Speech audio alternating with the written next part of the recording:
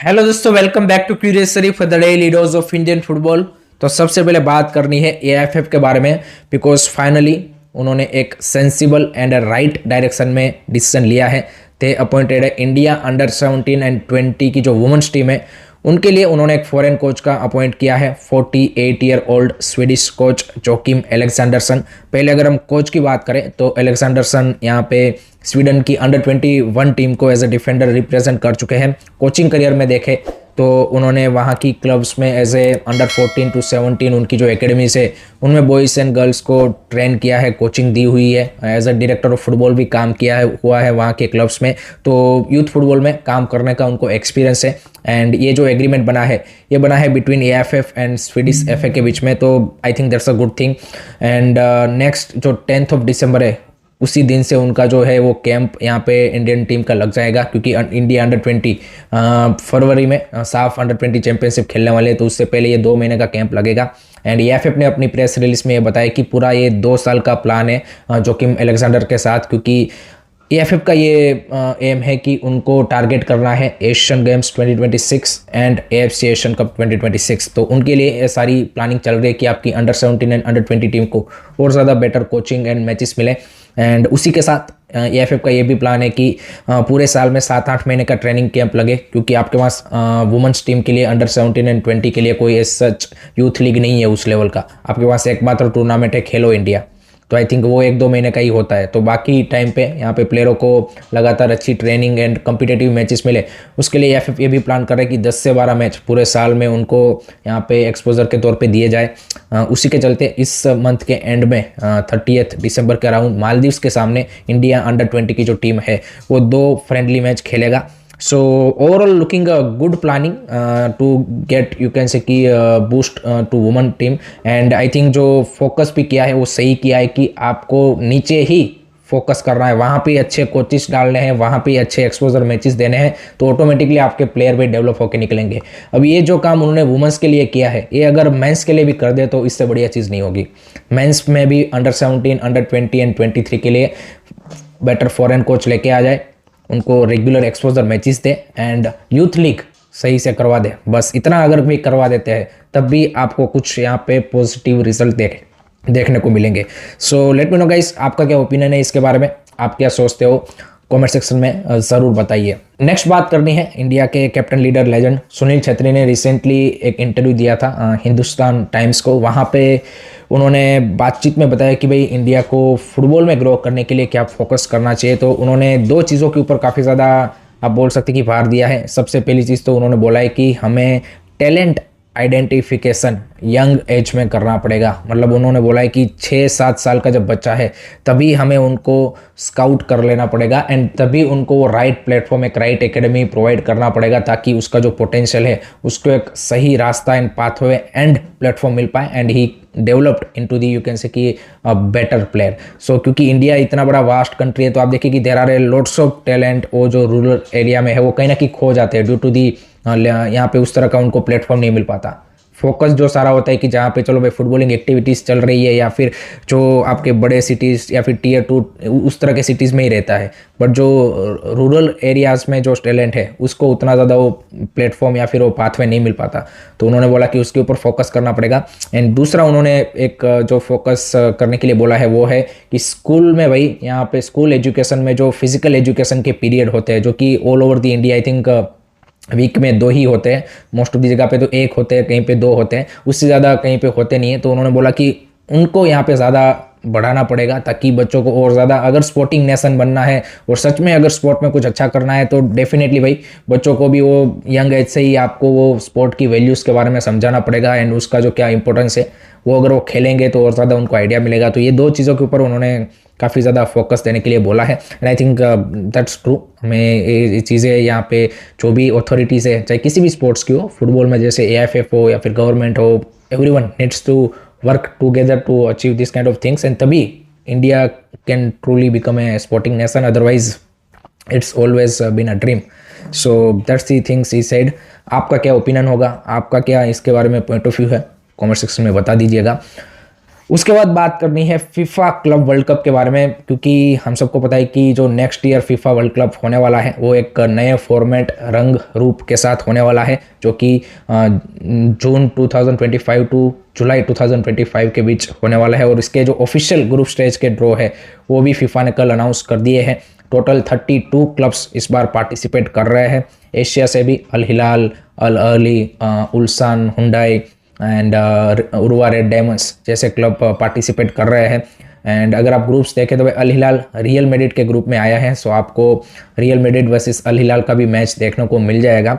No doubt Indian fans चाहते होंगे कि भाई काश कभी इंडिया का भी जो आईएसएल का क्लब है वो इस तरह के टूर्नामेंट में पार्टिसिपेट करे, जैसे इंडिया का सपना है कि भाई फीफा वर्ल्ड कप पे पार्टिसिपेट करना, वैसे ही कोई अगर क्लब यहाँ पे फीफा क्लब वर्ल्ड कप में पार्टिसिपेट करता है तो that would be an dream. But उसके लिए भाई आपको चैंपियंस लीग का चैंपियन बनना पड़ेगा एंड वो तो अभी रास्ता काफ़ी दूर है। बट नेक्स्ट ईयर ये अमेरिका में ऑर्गेनाइज होने वाला है। सो लेट्स सी एक नए रंग रूप के साथ किस तरह से फीफा क्लब वर्ल्ड कप होता है एंड किस तरह से इसको फैंस भी रिसीव करते हैं, क्योंकि इसके अराउंड थोड़ी सी कंट्रोवर्सीज भी है। प्लेयर भी यहाँ पे अपने वर्कलोड मैनेजमेंट के चलते इससे खुश नहीं है, तो देखते हैं किस तरह से स्पान आउट होता है। But let me know guys, आप कितने एक्साइटेड हो क्लब वर्ल्ड कप के लिए एंड आपके क्या ओपिनियन है बता दीजिए कमेंट में। देन उसके बाद बात करनी है एएफसी कॉम्पिटिशन्स के बारे में, क्योंकि AFC champions League Elite, Champions League 2 and challenge league, अब ये सारे टूर्नामेंट विंटर यू कैन से की ब्रेक में चले गए हैं।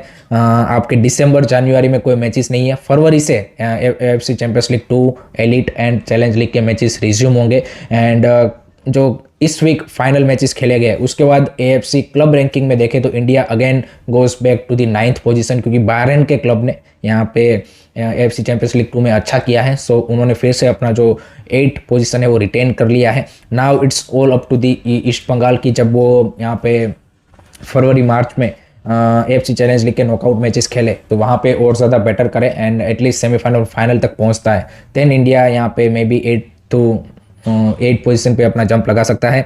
एंड एएफसी चैंपियंस लीग 2 के जो राउंड ऑफ 16 के 16 टीम है वो भी फाइनलाइज हो चुके हैं। अनफॉर्चुनेटली मोहन बगान हम सबको बताया कि नहीं पार्टिसिपेट कर पाए, लेकिन उस ग्रुप से आप देख सकते हैं कि जो कतारी क्लब है Al Wakra and Iranian club Tractor FC, वो दोनों यहाँ पे क्वालिफाई किए हैं। सो उनके भी जो ड्रॉस है वो बहुत जल्द होने वाले हैं, आई थिंक 12th या 13th को है। So Champions League Elite, Champions League 2 वो भी इंटरेस्टिंग होने वाला है इस बार and I think it's going to be exciting matches, knockout matches जो कि हमें फरवरी से देखने को मिलेंगे। आप किस टूर्नामेंट के लिए एक्साइटेड हो एंड आपको क्या लगता है कि क्या East Bengal Champions League Challenge League जीत पाएगा? कमेंट सेक्शन में बता दीजिए। अब बात करते हैं आईएसएल के बारे में। तो आईएसएल में भाई कल खेले गए मुकाबले में मुंबई सिटी वुड बी ना really disappointed with that 0-0 draw against Odisha FC and आप बोल सकते हैं basically Odisha run away with that draw. And जो सर्जियो लोबेरा ने भी पोस्ट मैच में बोला that clearly reflects their teams performance. उन्होंने बोला कि भी I am not happy with the 1 point, हमने उस तरह से नहीं खेला कि हम 1 पॉइंट भी डिजर्व करते थे। एंड सामने पीटर केटकी ने भी सेम चीज़ बोली, उन्होंने बोला कि भाई हम 1 पॉइंट से ज़्यादा डिजर्व करते थे। तो दैट्स ट्रू, बिकॉज जिस तरह से मैच स्पान आउट हुआ है Mumbai City was absolutely brilliant, particularly in second half they were really good, but unfortunately they were unlucky, क्योंकि everything they have done was right. अब देखिए चांगते ने 2 बार पोस्ट पे हिट किया, सेरमी मंजारो एक बार क्लोज पहुंच गए थे, जयेश राणे एक बार 1-on-1 सिचुएशन में पहुंच गए थे। बट इस मैच में जो ओडिशा एफसी के लिए सबसे बेस्ट प्लेयर थे वो थे अमरिंदर सिंह, उन्होंने भाई उनको बचा लिया, otherwise they could have been lost this match by the score line of 2-0, 3-0, 4-0। इस तरह की स्कोर लाइन हो सकती थी, बिकॉज इतने चांसेस सेकंड हाफ में clear cut chances Mumbai city को मिल चुके थे कि वो इस मैच को इजीली निकाल सकते थे, but they have been unlucky and that's the story of Mumbai City FC this season. आप देखिए दे यू कैन से कि लॉस्ट और यू कैन से कि they not able to convert the most number of big chances. 10 मैचों में 18 big chances उन्होंने miss किए हैं, दैट्स द हाईएस्ट। सेकंड पे है मोहम्मदन एससी जिन्होंने 9 मैच में 12 किए हैं। सो आप देखिए कि वो अगर 18 में से आधे भी कर देते then they could have been in top 3 in ISL table ranking.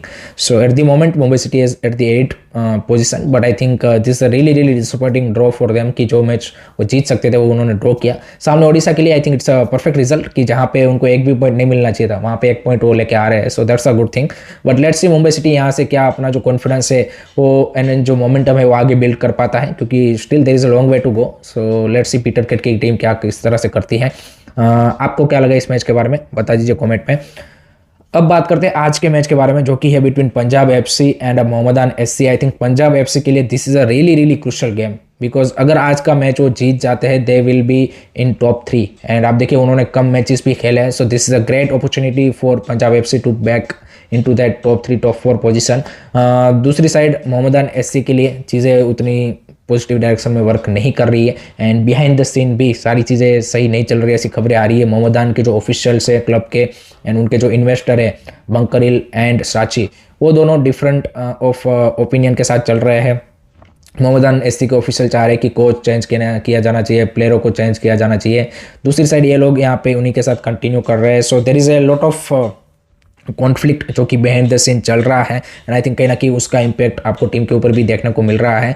So let's सी किस तरह से मोहम्मदान का सीजन स्पान आउट होता है, but I think Punjab FC is the favorite for this match and I think they have to win this match by scoreline of maybe 2-0, 2-1, 3-1 type of scoreline because they are in a great form and Mumbai जैसी team को वो उनके ही घर पे हरा के आ रहे हैं, सो आई थिंक वो कॉन्फिडेंस भी पंजाब के साथ ज़रूर होगा। So that's my prediction for this match. Last में बात कर लेते हैं आई लीग के बारे में। तो आई लीग में गेम वीक 3 खत्म हो चुका है एंड कल एक हमें सरप्राइजिंग और यू कैन से कि बाकी टीमों के लिए जो थोड़ा सा पॉजिटिव रिजल्ट है वो देखने को मिला, बिकॉज इंटर काशी ने श्रीलोंग लाजोंग के साथ कल 0-0 ड्रॉ खेला है and that means Dempo, Real Kashmir, Sreenidi Deccan, Gokulam Kerala, इन सब के लिए भी ये पॉजिटिव रिजल्ट है एंड नो डाउट इस ड्रॉ के साथ Inter Kashi still top of the table after game week 3 7 point है, लेकिन 3 टीमों के 7 पॉइंट है, Dempo, Real Kashmir and Inter Kashi and I think पहले 2 पॉइंट इंटर काशी ने यहाँ पे लूज किए हैं। They have been good, they created a lot of good chances and एक अच्छे पेस पे ये गेम खेला गया between Shillong Lajong and Inter Kashi and starting भी अच्छी की थी इंटर काशी ने। There were in starting 3-4 minutes they created 1 or 2 good chance जो कि क्लियर कट चांसेस थे, but unfortunately they didn't able to you can say कि स्कोर दैट गोल। सो वही वाला सिनारियो रहा, जैसे मुंबई सिटी का सिनारियो रहा वैसा ही शिलोंग लाजोंग का भी इंटर काशी का भी सिनारियो रहा कि वो चांसेस को फिनिश नहीं कर पाए एंड दूसरे मैच में यहाँ पे स्निधि डेक्कन ने भाई एक हार्ड फोर्ट मैच में राजस्थान यूनाइटेड को 2-1 से हरा दिया है, जो कि भी काफ़ी इक्वली गेम चला। पहले नो डाउट स्निधि डेक्कन ने स्कोर किया, उसके बाद राजस्थान ने इक्वलाइजर भी डाला, but at the last minutes Srinidhi Deccan score again and get a 3 crucial point, I think which is a very very important for Srinidhi Deccan to be in title race in the promotion race. So that's the another result. So game week 3 is done and I League की भी जो title race है वो और ज़्यादा heating up हो रही है। It's not like कि वो inter Kashi is the single favorite और वो मतलब सबसे आगे है। I think all the other clubs are also putting up a good fight, so that's the thing. So that's it from my side guys regarding today's Indian football news. I hope कि आपको video पसंद आया होगा। Keep supporting Indian football, don't forget to like share and subscribe to Jai Hind, जय भारत।